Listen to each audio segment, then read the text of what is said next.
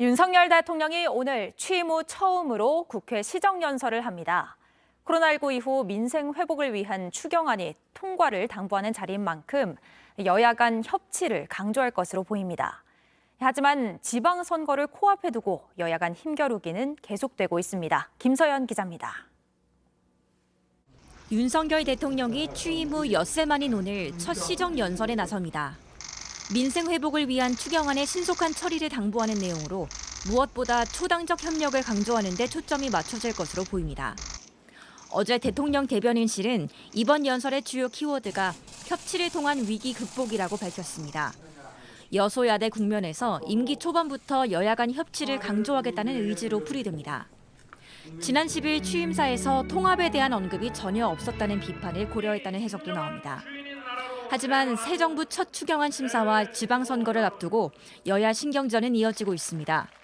신속한 처리에는 의견이 없지만 추경 규모와 지원 대상 등이 문제입니다.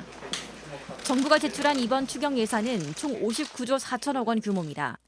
지방교부금 23조를 제외하면 36조 4천억 원. 민주당은 이보다 10조 원 많은 47조 원 규모의 추경 편성을 요구하고 있습니다. 정부가 제안한 추경안은 소상공인 손실보상 소급 적용안이 빠져 있다고 지적했습니다. 하지만 정부는 소급 적용엔 입법 절차가 필요하기 때문에 지금 당장은 현실적으로 어렵다는 입장입니다. 53조 원이 넘는 초과 세수도 논란입니다.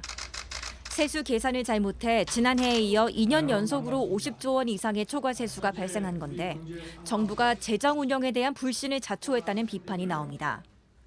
민주당은 국회 차원의 진상규명에 나서겠다고 벼르고 있고 국민의힘은 지난 정부 집권 시기에 추계 오류가 발생했다고 주장하고 있습니다.